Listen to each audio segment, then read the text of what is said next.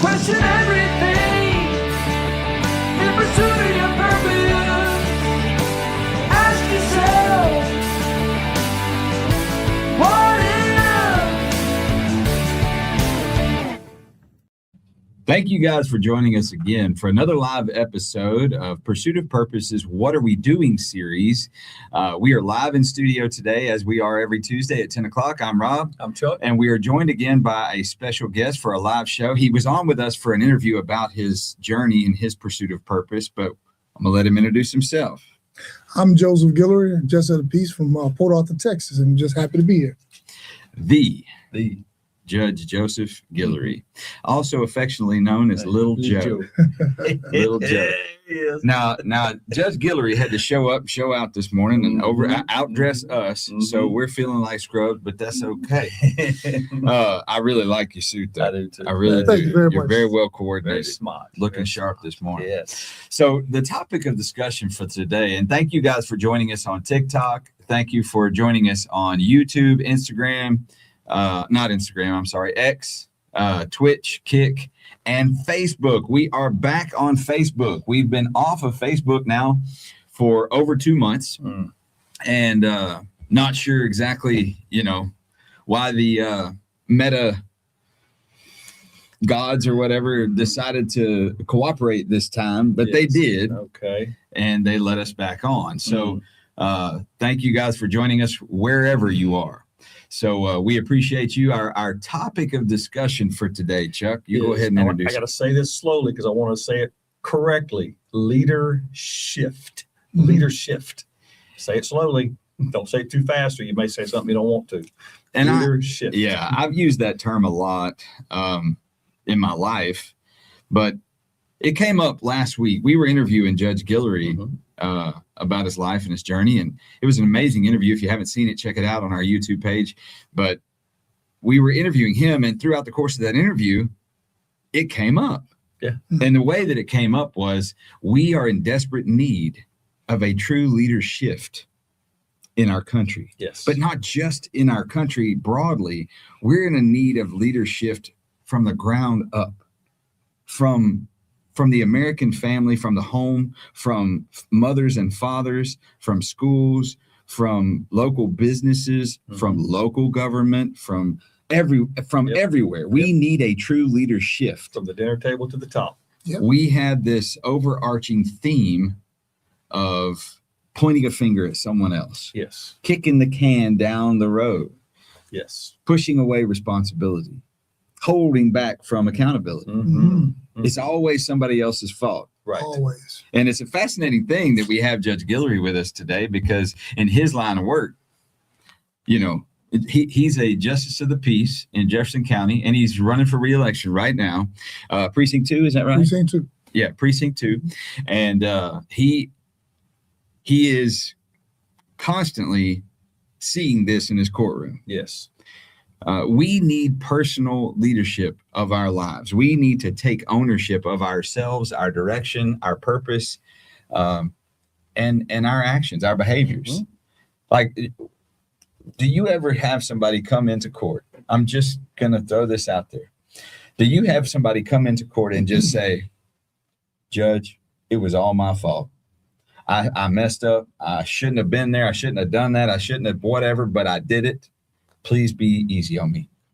Not one time. Not a yet. single time. Do you Wow. hear that? How long have you been serving Jefferson County as Justice of the Peace? A little over 3.5 years. 3.5 years. So in 3.5 years, as a judge, not a single person has come into his courtroom and just straight up taken ownership of their behavior. Wow.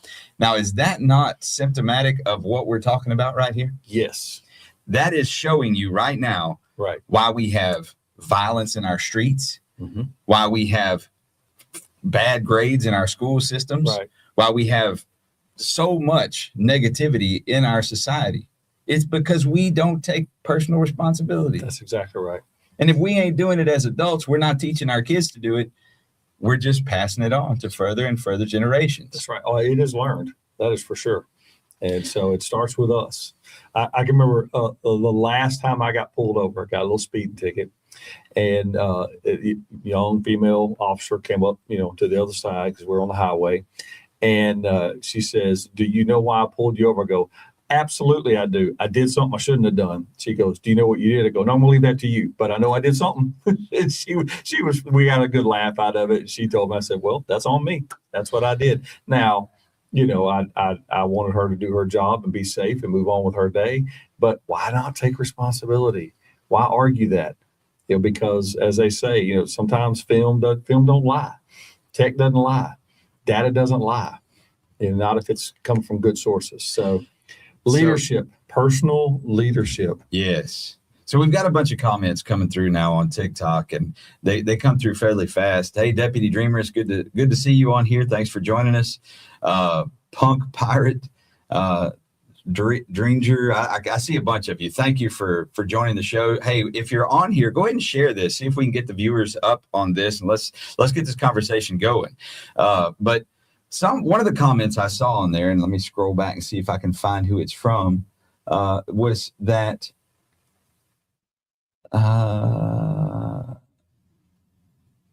hold on.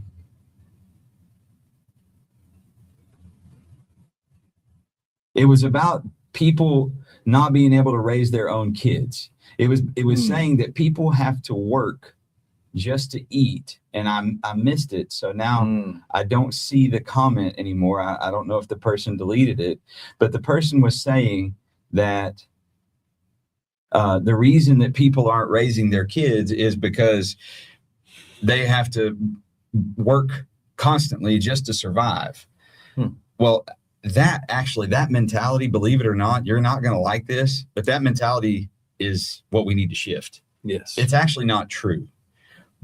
What the kids are doing is what they're going to see, what they're getting from their parents. It's not what they're getting from daycare. It's what they're not getting from daycare. Like, they're not looking at the daycare as their leader. The child is not. Right.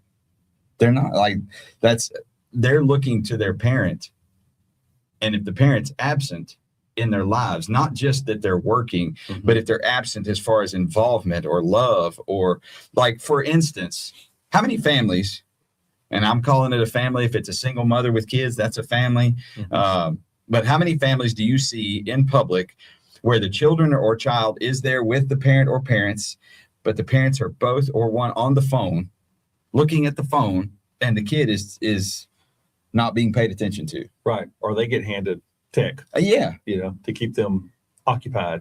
And what they're being taught is that they are not important. Yes. That they are not valued. Right. That they don't have enough purpose to draw the attention of that adult that they are seeking the attention from. That's right. That's right.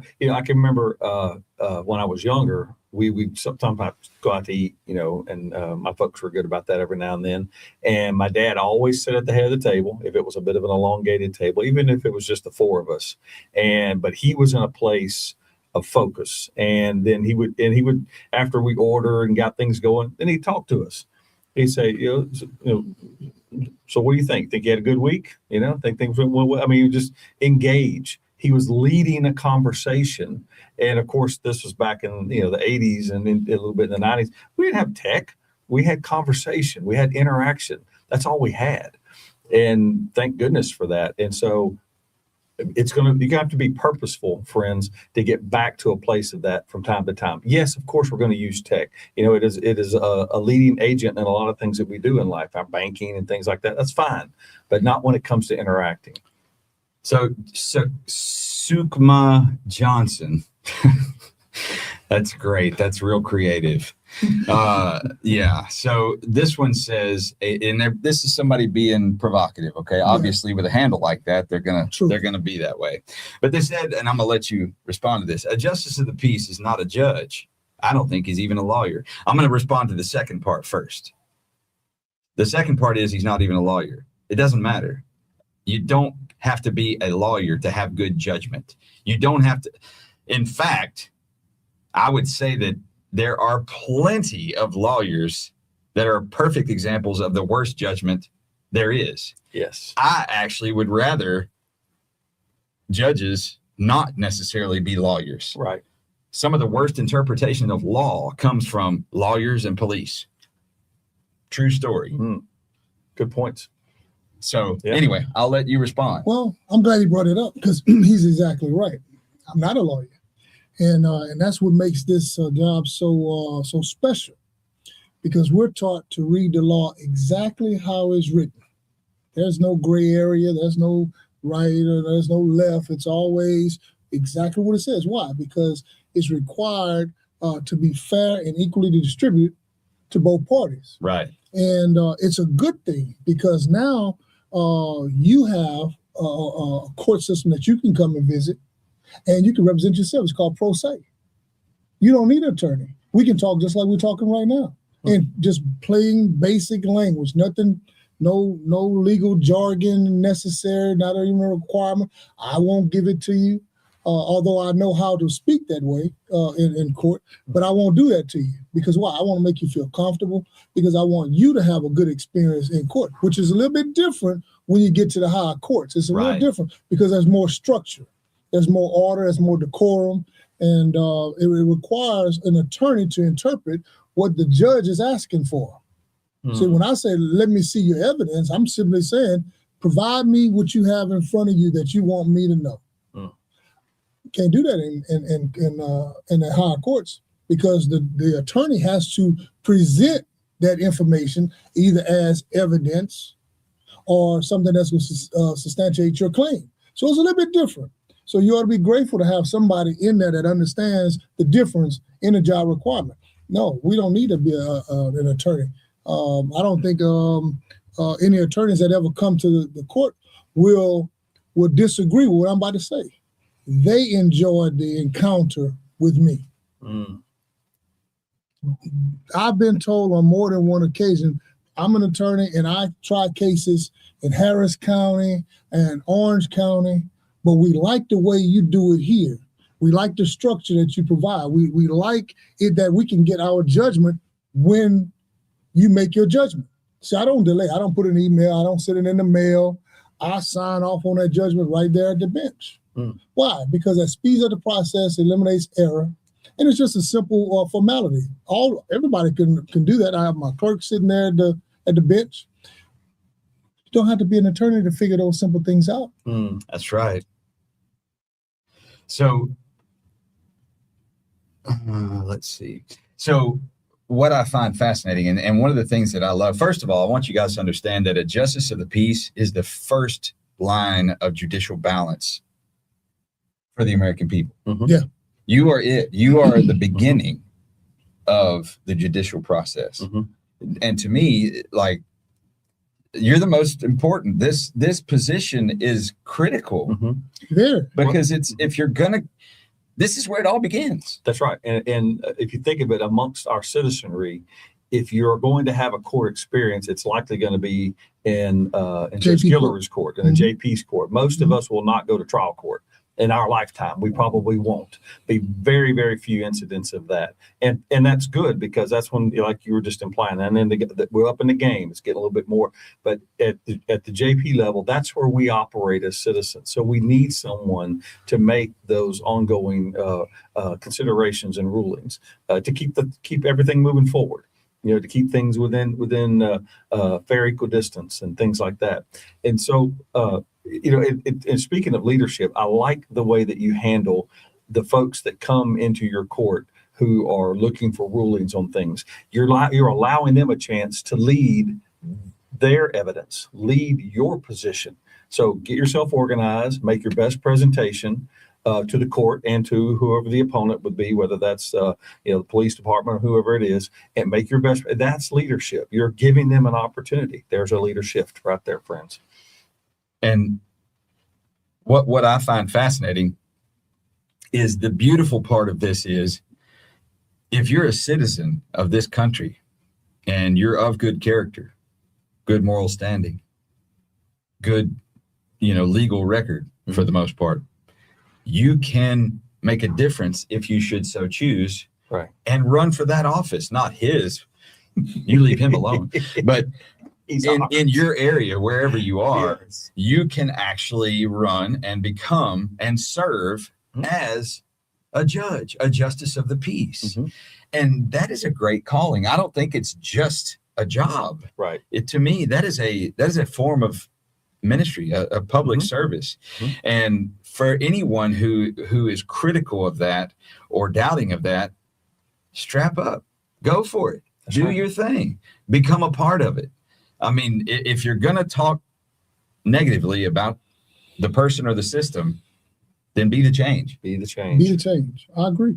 And that's something that I believe inspired Judge Guillory to become Justice of the Peace, because he believed that that number one, he loves his community, he loves the people, he loves where he's from, and number two, he believed his heart was in the right place, and he believed that there was no one necessarily better at the moment. That's right. And that moment is still now. Look forward to his interview, because what you'll hear, and I'm going to paraphrase a bit, is you're going to hear a man who grew up in a community that he learned to value as he got older and got more interactive, and obviously was always looking for a way to give back. And this opportunity presented itself, and there you go.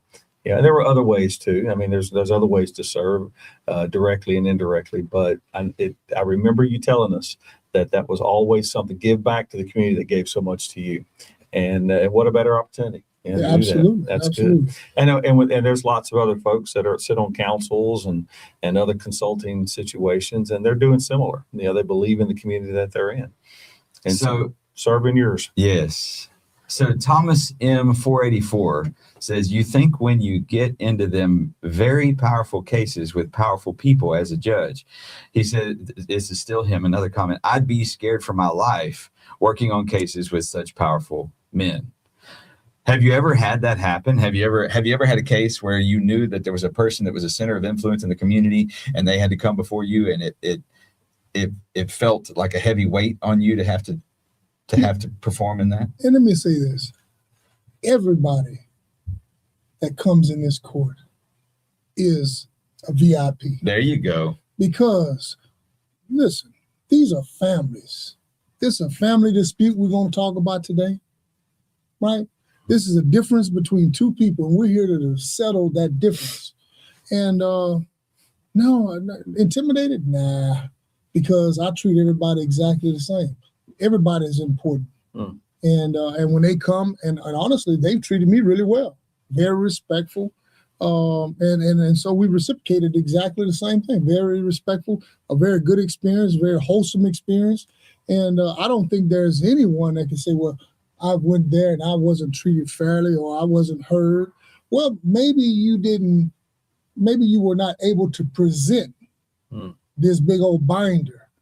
Because to prove your case, I simply asked you for a copy of the receipt, a copy of the doctor's report, and a copy of this.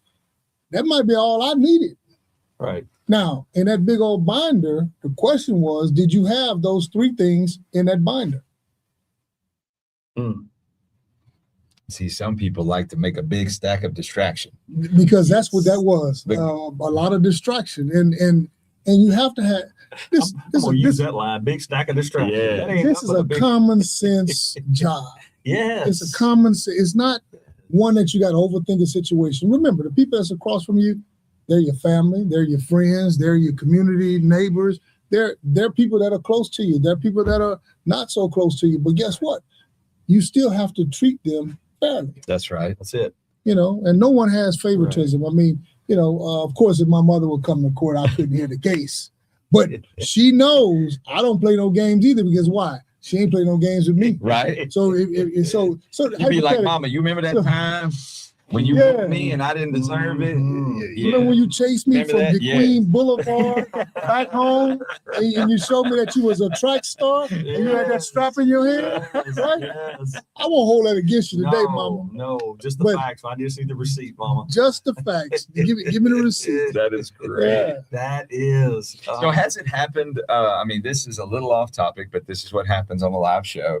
Has it happened that there's been a case where someone came in unexpected and you had to recuse yourself because they were related or something of that nature? It depends. And here's what everybody need to understand. You got to stop calling me. I can't talk to you. That's against the rules. That's unethical. Yes. That's unethical. And you don't know who's calling and why. Yes. That's illegal. I can't talk to you. I can't give you any advice. I can't give you any legal advice anymore because Right. I'm not an attorney. Right. But I can provide you with resources and information to help you and guide you in the right direction. So there's a legitimate forum for your presentation, and then now these people are trying to do it in an illegitimate way. Right. To talk They to me contact personally me in my on home. Facebook. They send me Mhm. messages on Facebook. Some have my personal number. They'll send me a text message. And I tell them the same thing. I can't talk to you. Why? Because if you tell me something Mm, about your case, mhm. then if you file your case in this court, I can't hear. It's tainted. It's tainted. That's right. Yeah. So now it's going to be handed to somebody that you So, may not know. so I had several cases where I recused myself. You know, I said, you know what? I'm not going to be no part of that because I smell it already. Right. You know, Right. so I'm gonna just make sure that. And then, of course, we got another judge. He came in. We have this thing called bench exchange. So Mm. we cover for one another. You know, I say, hey, got a case I need you here, and they come right on over, and vice versa. So Mhm. then we got that working relationship. But yeah, there is times where you need to make sure that some people Mhm. you got to stay away. Yeah, because they're trying to take advantage of the relationship. Oh well, I didn't get a fair treatment. He mistreated me because he knew my past. No. That's not the case at all. Mhm. So to avoid that, I simply just kind of, and I know who they are. Mhm. Right. You know, it's not because otherwise I end up having to recuse myself from everybody that comes to court. Right. No, we just know the ones that we have to. And that seems like, because most of these judges and serve in the community where they live. Well, that's going to happen. Those things are happening. Now, you may get up to maybe like the federal court level, wherever they may have to move cases to different towns. But at a certain level, yes, it's likely within 2 or 3 degrees of separation. We know each other, church, friends, our kids play ball, something. But that's just where maturity must have to apply. So let's just handle this maturely. So retro phrenologists ask, what does the sign behind us say? And I'm going to apologize to you on TikTok. All our other social medias, the sign reads correctly, but on TikTok, for whatever reason, it's reversed. And I don't know how to flip it on a live show, but it says Pursuit of Purpose. That's the name of our practice, name of our podcast. So anyway, thank you for the question. Mhm. It says Pursuit of Purpose. And it doesn't matter what we do, anything we show you, It's gonna be reversed. it's going to show up reversed. So there you go. But anyway, thank you guys for joining us today. Thank you for the question. Holmes Customs, lawyers or preachers? Neither. We are none of those things. Well, I am. I'm a preacher. Well, he is. Okay. Yes. Okay. You are a minister, but Yeah. you're a minister in more than one way. Yes.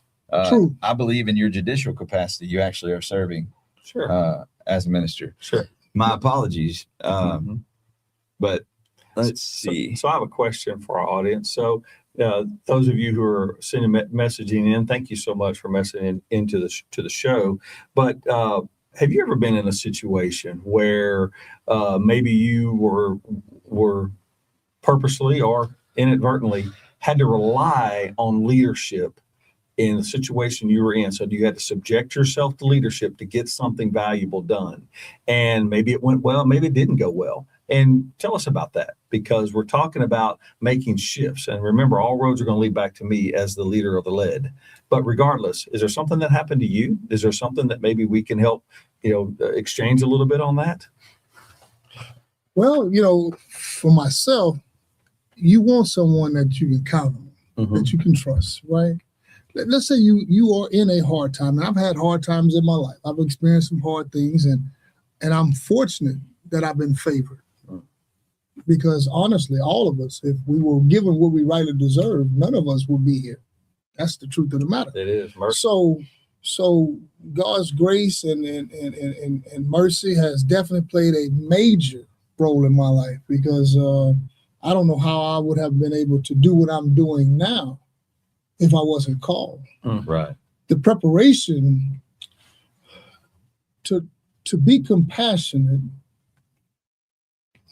that's something that most of us are built and are birthed with, right? Mhm. That's just something that we don't show enough of. That's true. We definitely don't practice compassion. We don't enough. practice compassion. This job requires you to have that compassion for the people. When when you make decisions and rulings, you want to present it with compassion. You want to have someone that understands what they're going through, what they've done, and then to let them know that this is not the end of the road. It doesn't have to end here. And you have to have someone that can relate to those things. And then we have, let's go to another area outside the courtroom. Let's go to where families have to contact, the law enforcement has to contact the JP, and the JP has to go out. And I've done this on I can't go to every call because lately we've been having so many. And we have a little rotation thing that we have, and all of us have a little responsibility. But when we go out, that's a difficult time for the family, and that requires someone who has been prepared, has been trained, and then you can't get this training from JP school and all these other things. This is something that God has prepared you for. This is something that's on the inside of you, because sometimes that family is hurting, and you just need to sit there with them. Even if you just hold their hand, is important. And help them feel a connection, help them feel like because there's no words that you can say. There's nothing that you can do that's going to change the situation. Right. But because of our human nature, because that we desire to be touched and held, and we need that, that's what I'm able to do, able to provide, because that's important. That's important. I've been around all my entire life. I've been around the field.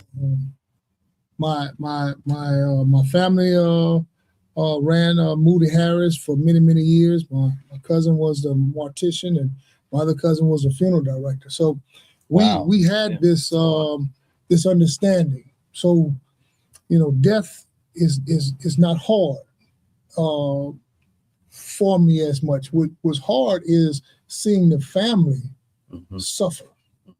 The effect of it. But maybe what you all are doing in those situations is initiating the beginnings of the acceptance process, accepting the facts as they are, just by being present and by being compassionate. And like you said, just holding a hand and helping them process those very early moments. I like that. That's very valuable. By the time people get to me in my grief work, they're further down the line than that. So a lot of respect for what I call the first responders. That's, family, ministers, even the justice of peace, who is seeing himself as a servant in the community, just in a, maybe that non-pulpit role from time to time. Right. So that's wonderful. Thank you. So we have a comment, and you'll find it interesting. It's a little off topic from the LEADERSHIFT topic, but it's a little provocative. It's not terrible. Holmes Customs, that's the name, says nothing Christian about the judicial system. Says it's Roman maritime law BS. Well, listen.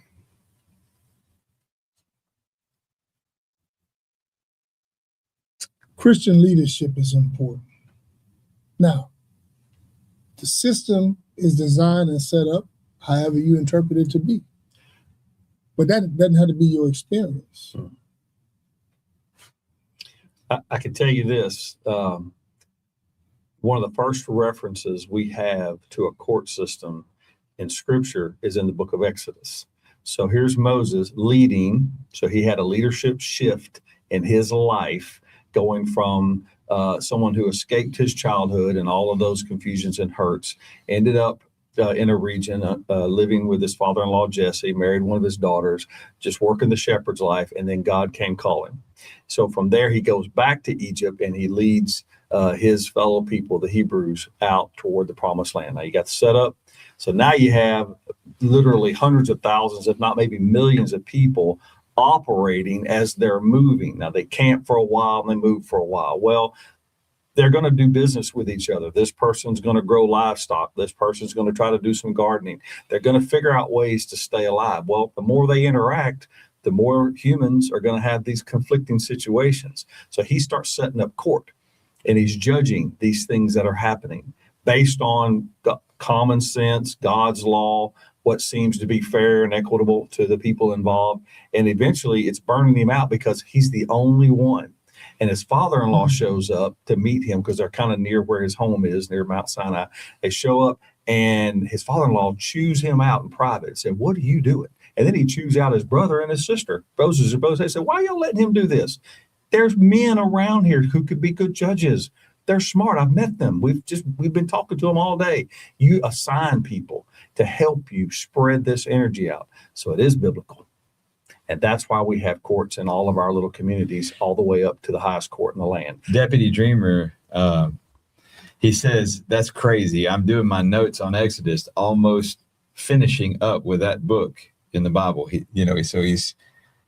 Thank you, Edgar. Appreciate you, man. That's fascinating. My friend. You can't say God's not at work. There That's is no right. such thing as coincidence. That's right. That's right. And there's some other comments that I've seen in there, and I appreciate all of your comments, whether we address them or not.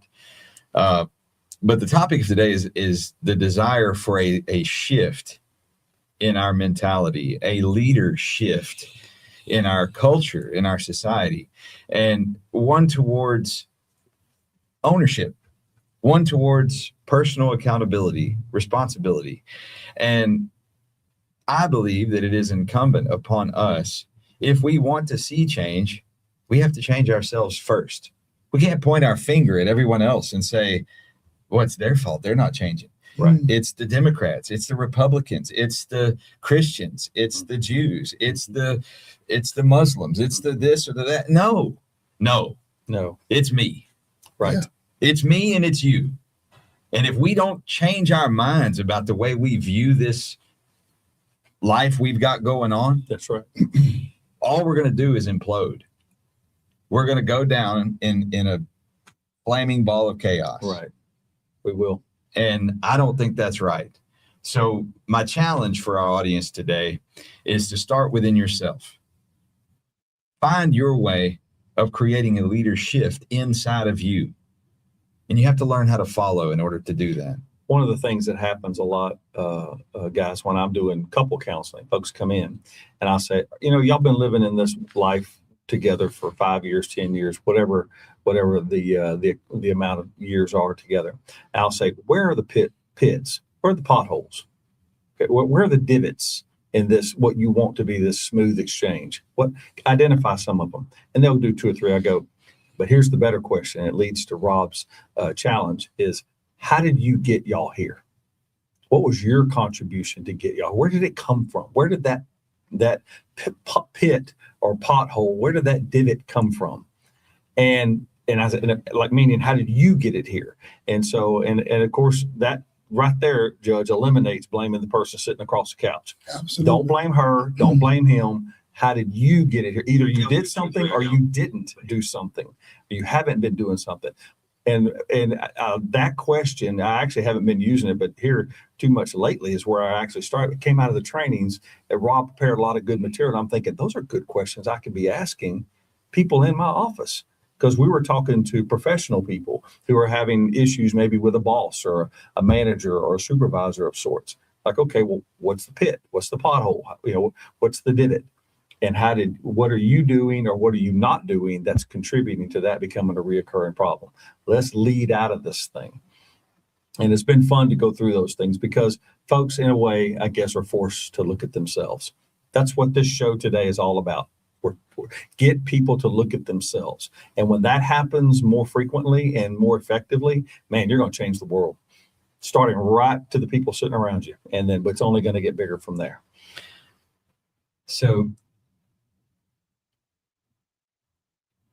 you hit on something that was pretty important.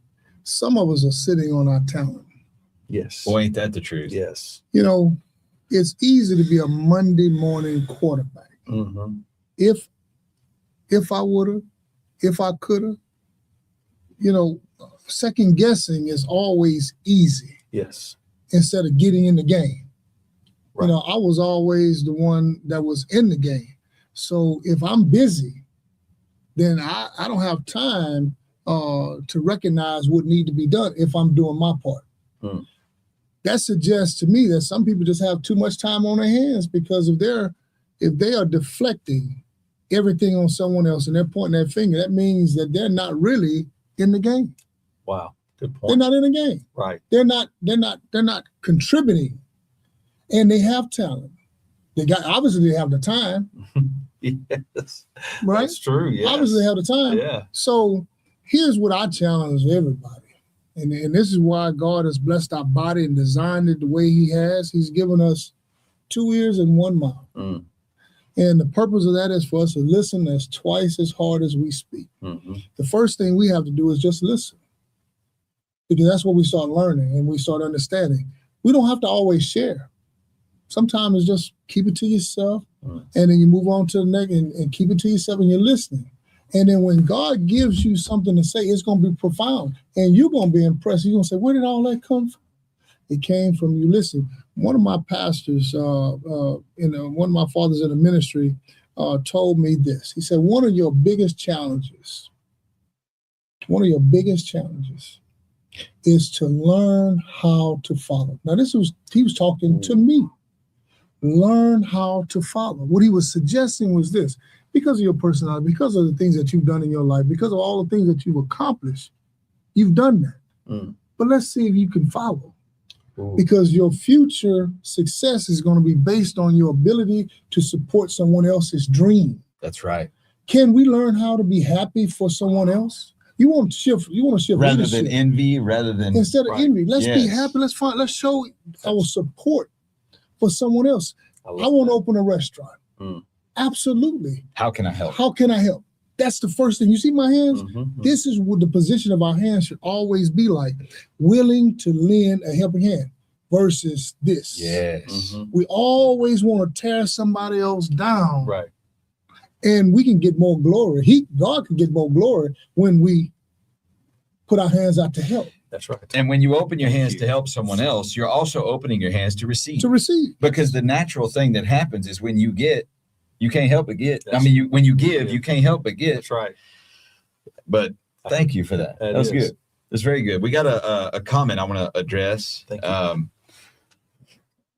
So we've got some comments about church and things, and I'm gonna go ahead and address this. Richard Krause 2468. Okay, he says a few things. Many parts make the body of Christ glory, not a few, and that's true. And he says, I'm all in, but church politics don't allow Christ's love to flow. So I'm going to challenge you there, Richard. So this is kind of a twofold or multiple aspect challenge. You be the light that you want to see in the church. Don't worry or concern yourself with the flow from other people. And if the flow in the church is not where you belong, find a different church. There are countless churches in every faith and capacity and size, and it's undoubtedly that you will be able to find a place where you can get in, fit in, and get active. But if you want to make a difference, and this is exactly what we're talking about today, become a leader. Become someone who brings that flow that you talk about. Be the example of Christ that you want to see so that others can have a desire to follow. There you go. Be known for that. One of my favorite gentlemen that I've known, he's a little older than me, but I've known for years. And he and I had a conversation, I don't know, Judge, maybe about 25 years ago, I guess. And he was doing a little bit of that, like you're implying, a little bit of that church hurt, complaining. And I said, well, what would you like to see? I was just a young guy. He's like, what would you like for the church to do? And he told me, he said, more charitable things, kind of more of a benevolent guy. And I said, well, then do it. I said, whether they help you or not, just do it. He goes, yeah, like he was waiting for somebody to give him permission. Yeah. Instead, he became proactive, and now he's known for that. And now the church supports his little ministry, but he kind of does it through the church now, because it's actually, when you go to their webpage, I've donated to that church. He has a line item. His little thing has a line item now you can donate, but it wasn't like that in the beginning. And I thought, that's how you're a change agent. So there you go, Richard. Absolutely. Now, there's no perfect church. No. Christ is perfect, but the church is people. There ain't no perfect church. That's right. And that's just a building. That's it. That's just a building. That's right. We won't have perfect church until we're in glory. Yeah, absolutely. So now what you can do, though, is that you can go out and extend the right hand to everybody that comes in that church. Say, good morning. It's so good to see you this morning. Because you know what? We really don't know when the last time is going to be that you're going to have an opportunity to greet somebody. Wow. So you want to start making changes simply as saying good morning, because that person that's coming is coming with a problem. We don't just go to church because we're well. We go to church because we're sick. Yes. We're full of sin. Mm-hmm. And we need help. We need to hear a word from God to get us to the next Sunday. Mm. So the experience and the encounter that we have with one another is so important. One of the things that we do is we greet it, in the intro of our service. We want to make sure that we greet and fellowship with everybody there, because it's important. Because we don't know in this day and time, we don't know when we're going to have this. If this is going to be our last time, let's make our last time the best time. Let's enjoy. We coming to serve God. We coming to lift up our Lord and Savior Jesus Christ. Let us do it with joy. Let us extend the hand. Let us be that peace that person is looking for. The person that's sitting next to you. Be the agent. Nudge him sometime. I'm glad to see you made it this morning. Man, I'm glad to see you too. That's important. It is. That's important. It is. Because our experience, and this is life. This is life. It's going to the grocery store. It's going to school. And we was talking, I'm going to circle back a little bit. We were talking about family. And we're talking about the function of the family and how the function of the family today is not the same function as the family was functioning when we were kids, based on our experiences. And that we're allowing our devices and this, that, and other. And I think one of the comments was, we have to work and we don't have the time. Right. Listen, let me say this to you. You make time for what's important to you. That's right. You make time for those children. Yes. They didn't ask to come into this world. It is our responsibility to give them the foundation that they can grow and nurture from, not a device. Because listen, you're going to let AI teach your child? Good challenge. That's a challenge. Listen, some of the disconnect we're having right now is because we're relying too much on technology instead of developing our social skills. We don't know how to greet each other. We don't know how to say hello, how you doing? Don't even know how to answer the phone. Right. Excuse me, I'm sorry, I apologize. Yes. When was the last time you said I apologize? I'm sorry, I didn't mean to do that. No, you'll send a text. Come on, man, that's not personal. That's not fit. That's not how we were designed. So what happens is we start developing these walls, and we build these walls because of the technology. Yes. Oh, it's just easier for me just to send him a text than to confront him, because I may be afraid of what he may say to me. You know how many people that won't talk to me, but they'll send me a text?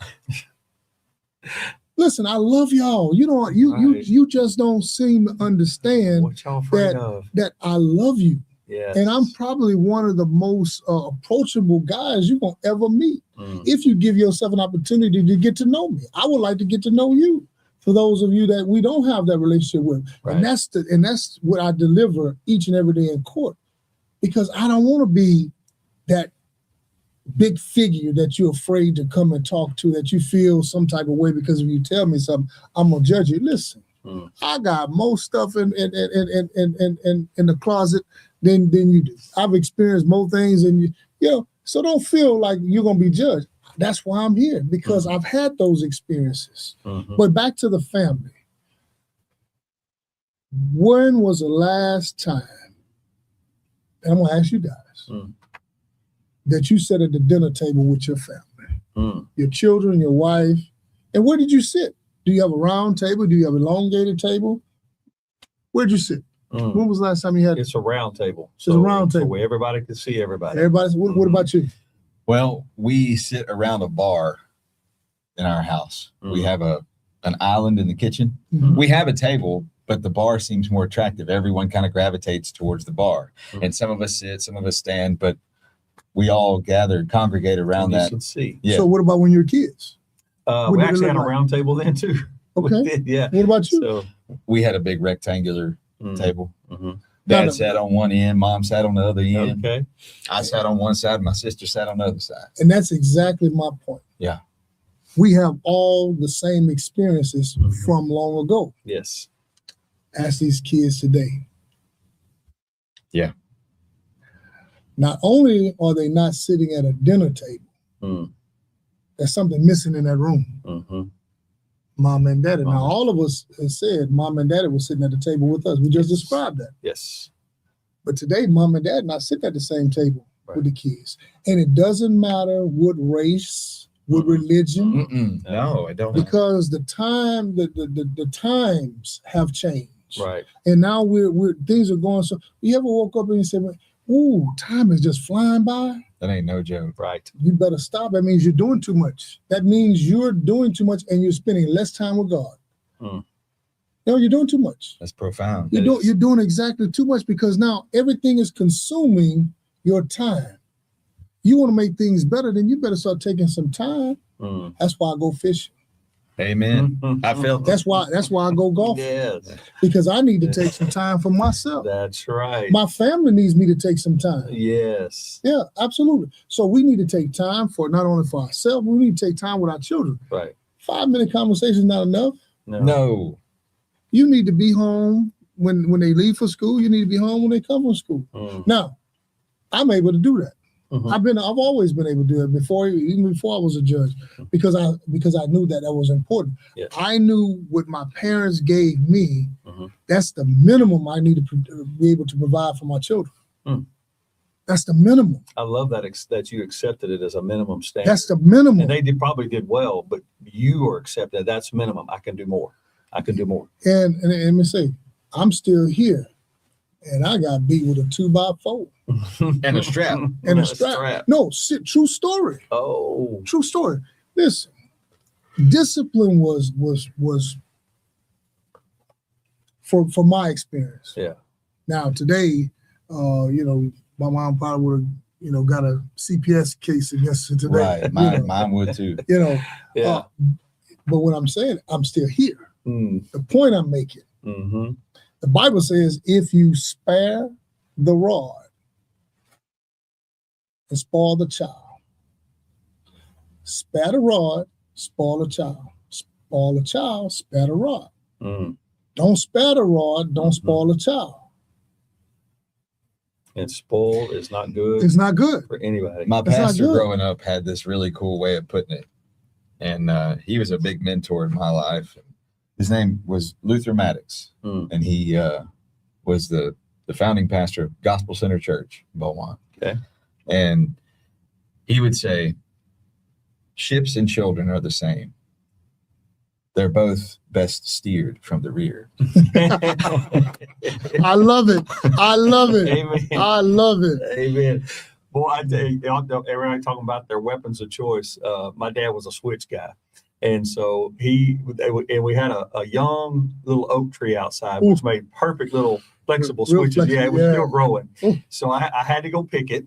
He gave me his pocket knife. I had to go get it, bring it back. He trimmed off the unnecessary parts. And when he got through whipping us out, it was me and actually my cousin, and we're crying, everything. He goes, "That's a good one." And he goes and puts it in the freezer. I love Years it. later, we moved to Houston from Lake Charles, and it was in that freezer. I go, "Y'all remember?" It's an icicle at this point. He goes, "I remember that." I go, "Yes, me too." That's great. Yes. That is great. But forevermore, I knew that switch was in there. No doubts. I knew he had a weapon of choice. And guess what? As your children grew up, my mother didn't have to reprimand me as much or as Correct. often. Why? Because she established the respect. Mm. That was important, and it's important today. Mm-hmm. We need to have boundaries. Even with us Absolutely. sitting here, we need boundaries. I need to know how far that line is Mm-hmm. before I cross it. That's right. And then all of a sudden I say something that's offensive to you or disrespectful to you. Mm-hmm. We need to know what to say, how to say it, and when to say it. Sometimes we just need to be quiet. Mm-hmm. Boy, ain't that the truth. Right. My goodness. Right. Hey, I want to send a shout out to some of our longtime participants. I see you on there, Wickety Split or Kevin Bailey. We split. And let's see. Captain Seven America, thanks for coming with us today on this live. Glad to have y'all. Thank you. So Wickety Split, or AKA Kevin Bailey, he asked a question about you. He says, out of curiosity, you're going to like this one because he didn't see the chat from way earlier. Mm. Out of curiosity, how many years have you been a lawyer? Mm. None. None. He's not a lawyer. He's Not a lawyer. He is a justice of the peace, and he is committed to his community. He's also a minister, but he's not a lawyer. Captain Seven America says, why is it that all speakers of and for we the people always have nice rings, suits, and necklaces? I don't know. I actually, I'm going to tell you something. Now, I don't know what anybody out there will think of what I'm about to say, but I'm going to kind of bare my soul a little bit about these necklaces. Until September 10th, 2025. Okay. I never wore a necklace in my life. Now, how many of you know what happened on September 10th, 2025? Mm-hmm. That's the day I decided that I would wear this necklace. Okay. Before that day, I never wore any necklace. Now, the other necklace I have on, it's special to me because it is my wedding ring from the day I got married. I can't wear it now. It falls off, but I want to keep it with me. It's important to me. So I put it on a big, heavy stainless steel chain. It's nothing fancy or anything. So that's the two necklaces. I'll let you guys figure out what happened on September 10th, 2025, and then you'll probably put together why I wear the cross necklace. My pastor growing up taught me that the cross is not a thing of beauty. It's a thing that is ugly that brought beauty to mankind.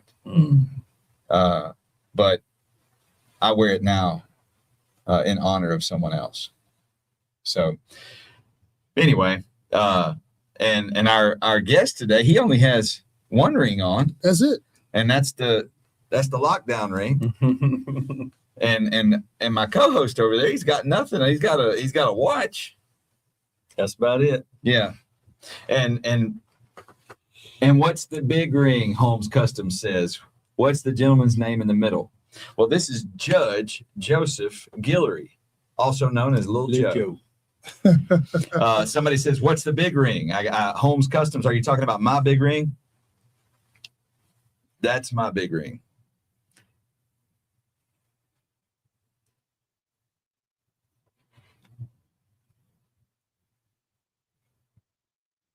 So, Judge DEI, according to no, come on, guys. Hey, you know what? Listen, y'all got to stop.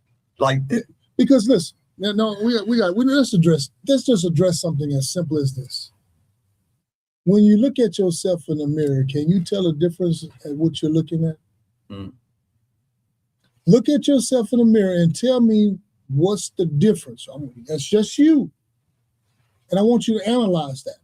Because when you find that there's absolutely no difference in the reflection you see in the mirror to the person that you know that's standing in front of the mirror, then you're going to be able to love everybody that you come in contact with. And you're not going to try to associate yourself with a specific group. Right. We got to stop. It's hurting. Listen, you're hurting God's people. Whether you believe it or not, it's okay to have a philosophy and a position about this, that, and the other. Sure.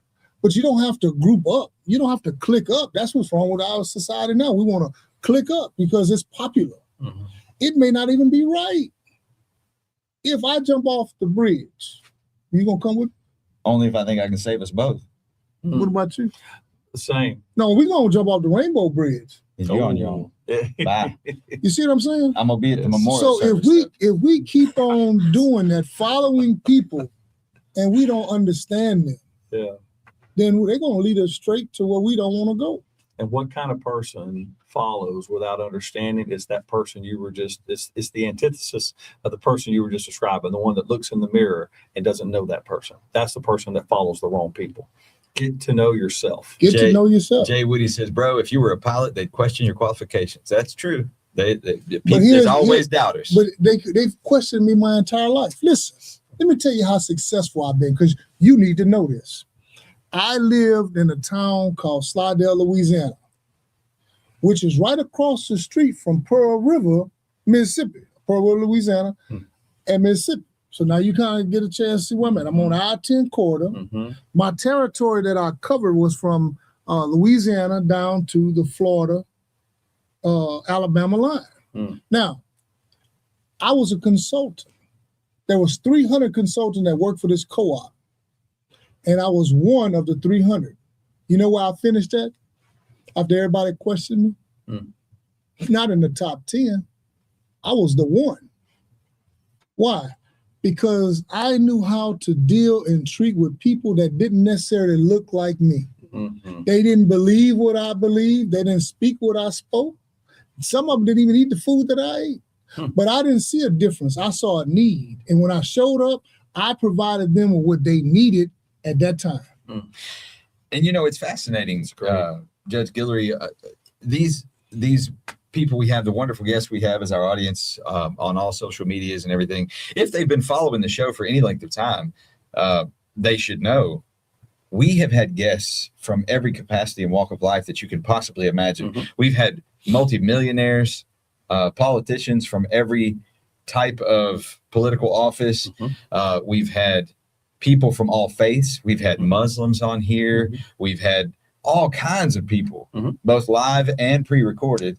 And we operate with the understanding that it takes all of us to make this gumbo. And if we want it to taste good, we want it to, be right. Right. We're going to keep putting in. And I can guarantee you, every one of those people that came on here, every one of them, down to each individual, had their own purpose to pursue. That's why they were here. Our job as hosts and as friends of these folks is to try to draw the best of that out of them. No matter what their beliefs, no matter what their genetics, that doesn't matter. Matter of fact, our God doesn't even judge genetics. He creates them.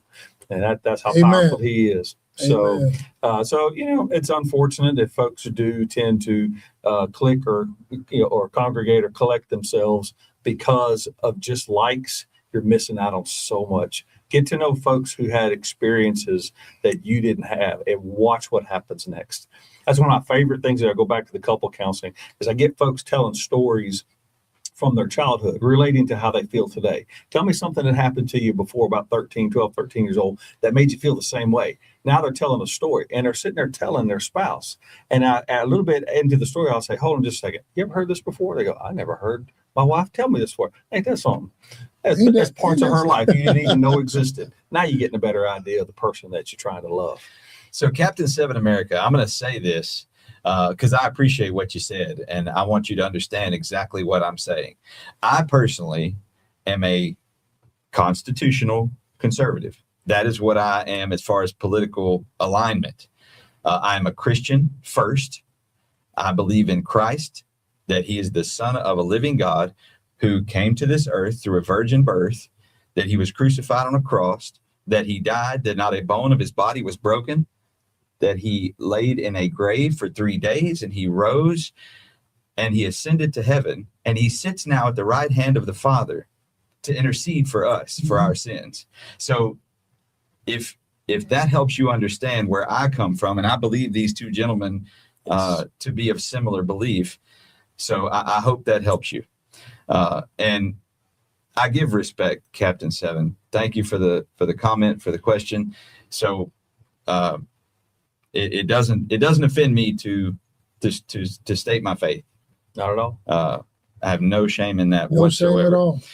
In fact, even when there are other faiths with us in our presence, I have no problem talking about it. And I've been respectfully invited to speak on faith.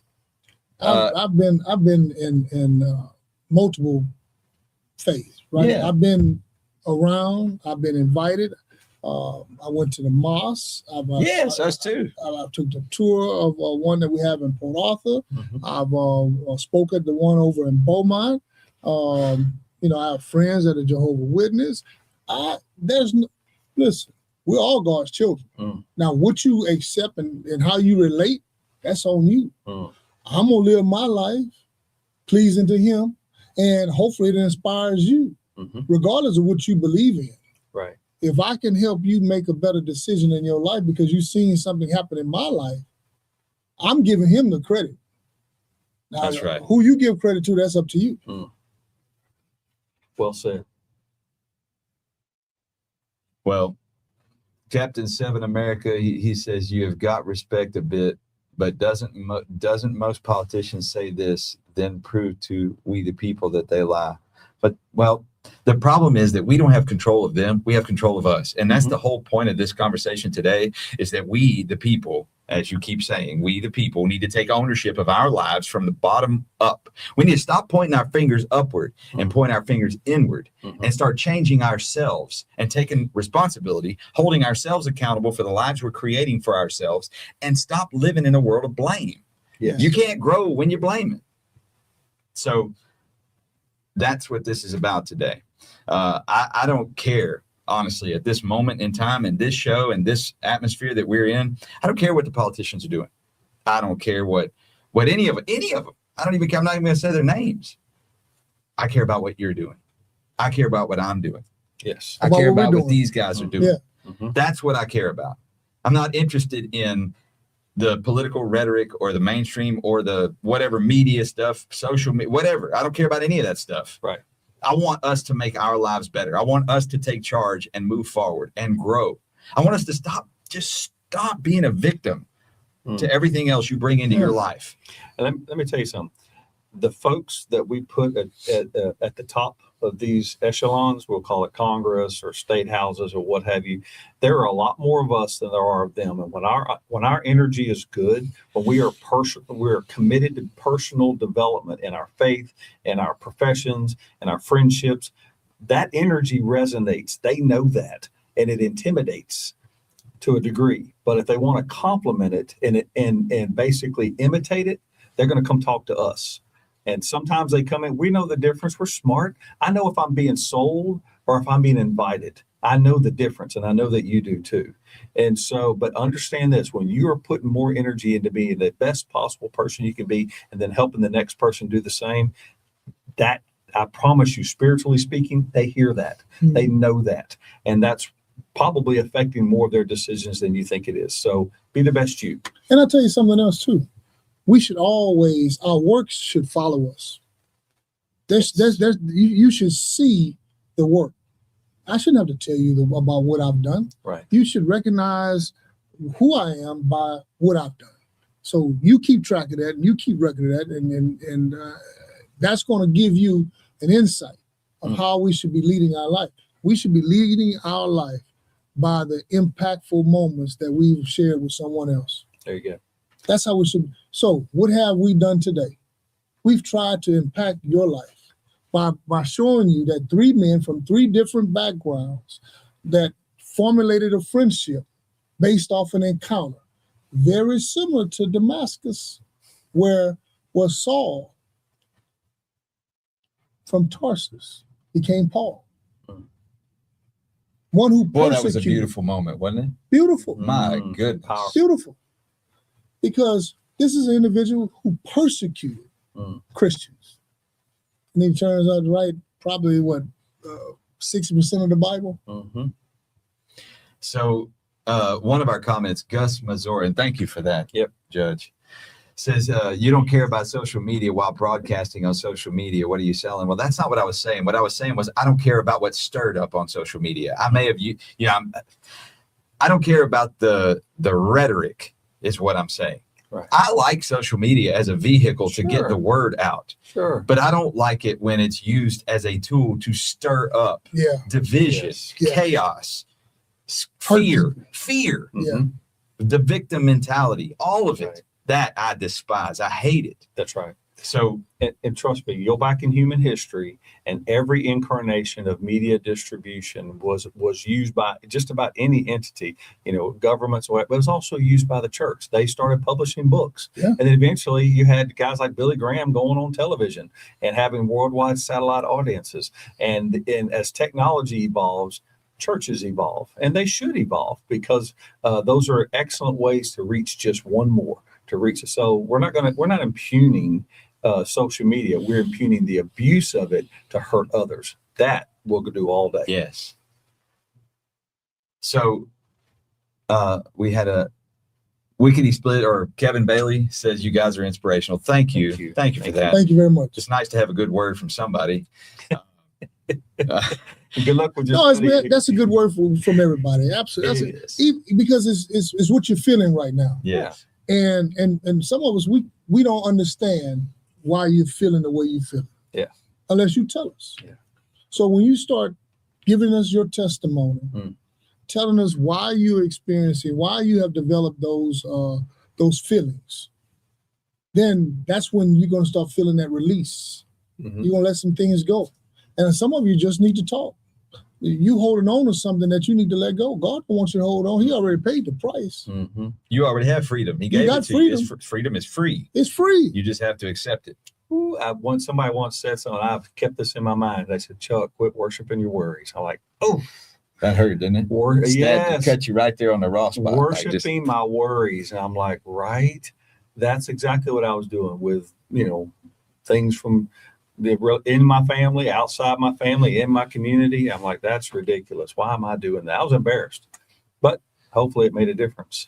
I shared this morning, and Matthew 8:16 and 17. Let me see this still here.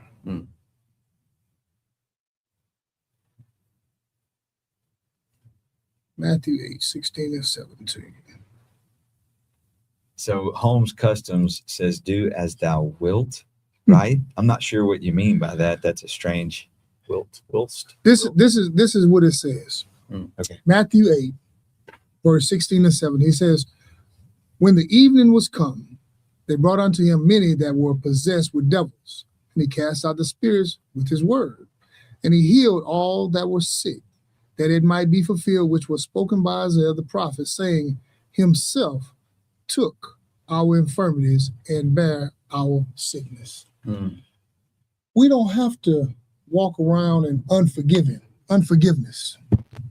We don't have to walk around with sickness and disease. Why? Because He's already taken that for us. So we don't have to die being sick. We don't have to die with unforgiveness in our heart. The price has already been paid. The choice is ours, how we take the gift that was given. There's nothing that we've ever done that ever earned His grace and His mercy. There's nothing that we can ever do. There's not enough thank you, Lords, that would ever qualify for what He's already done. What we have to start doing is one day at a time, one person at a time. That's right. Man, I love you. I appreciate you. You add value to my life. When we start speaking like that, we start changing lives. That's right. That's what we need to learn how, again, to support someone else's dream. It's not hard. It's real simple. When you start putting others first, put yourself second, third, or fourth, you're going to get yours on the back end. I tell everybody, I do my greatest work from the back of the room. I don't have to be the presenter. I don't have to be the keynote speaker. Why? Because I'm shaking hands in the back and I'm telling somebody that I appreciate them, that you mean something to me. Right. I need you to survive. I literally need the people that I come in contact with to survive. I need them for my personal self, and I need them for their self. I need them. I need our children. What I tell our children all the time, I need you to survive. Survive what? I need you to survive this day. I need you to stand in the gap for somebody else that's hurting right now. Speak a positive word into their life. Give them hope through your testimony. Share your experience with somebody. The life that we live is beautiful.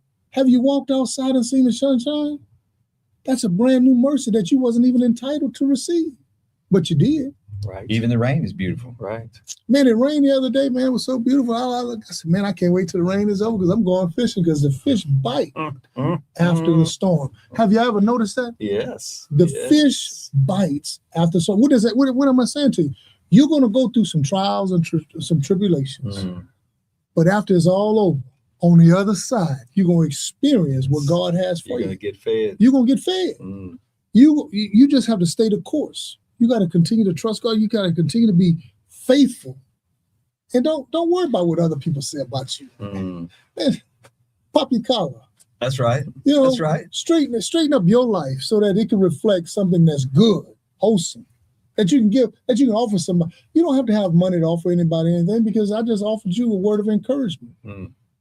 And he's giving you very practical tips to cause that leader shift that we're talking about. That's exactly what I was thinking. And I'm gonna piggyback on that a little bit. I want to give you guys, because we're gonna close. We've been on here a little over an hour now, and we really appreciate you all for joining us today. Thank you. And actually, Captain Seven America says, I know that you guys not like when you see my name come up here. We love it. I mean, it doesn't bother us a bit. Like, No. not at all. You've got it wrong. But I'd like to give you guys a practical, very simple tool. How often do we hear someone come to us and say, I want to do this? And they start talking about how they have a dream or a desire. They want to accomplish something. Right. Well, what is the easiest thing to do in response to that? Good morning, Keystone. Glad to see you. What is the easiest thing to do? And so often we do that. We'll ask them, why? What does that question do? It immediately deflates. Right. It immediately takes away the drive, the ambition, the courage that they had, that it took, and the enthusiasm that they had to give you the desire of their heart. Right. When you ask why, you suck the life out of that. You did. Right. Yeah. What if instead of why, you change that question? How can I help? I don't know what I can do, and I don't really know what you're endeavoring to create or do, but how can I help? How can I help? Yeah. If you had asked that question, I guarantee you it would change lives, yours included. Mm-hmm. Yes, it will. So, Captain Seven America, to all here, remember always. Okay. Sure. I'm not sure what you mean, but We're just grateful that you tuned in. absolutely. Thank you. We're grateful, and we're gonna definitely remember this, because it takes people with thought-provoking ideas to put it out there, to have enough confidence, like you did, to post how you felt, and that's something that we need to be welcoming all the time. Yes. Because it's a whole lot easier to diffuse a situation when you're not confrontational. Yeah. Some people, you can't even ask a question because they're gonna get offended. That's right. Why? Because they're wearing insecurities on their sleeve. Why do I have anything to be insecure about? Right. I'm a man. I put on my suit and tie just like he does. Yep. Well, I don't know. I don't have a stripe one like that. I'm I kind know. of But you were decked out. If you go back and tune in one of the training session that we did, he was decked out. I wasn't jealous. Yeah, I just admired his fit. Oh, he had the vest. They had the vest on. The gold Yes. thing was working. Oh, he was. Oh yeah, he was clean. So Captain Seven America says, stay free, stay safe, stay strong, always hope. I love that. That's I a do great, too. very I positive do way too. that you're closing out your comments there. Thank you so much. Thank you, all of you, for your participation today. And I want to say thank you. Thank you, Judge Yes. Joseph Guillory, for Yes. joining us again on our I hope you show. invite me again. And if any Will. of you Sure out will. there happen to be in the Port Arthur area or you live in Jefferson County Precinct 2 and you have the ability to vote, go vote for this man. I promise you, he's worth your vote. Yes. He is an honorable man of good character, good moral standing. I would trust him with a case if I needed to. And in fact, I've had a case go through his courtroom and I survived. But he didn't know me then. It was a big fish. Yeah, it was a fish. Big fish. Yeah. So I had an illegal fish that I had to pay a fine for. We all make mistakes. But anyway, thank you guys for joining us today for another episode of the What Are We Doing podcast. I'm Rob, I'm Chuck. and our guest. I'm Joseph Guillory. We'll talk soon. Question everything.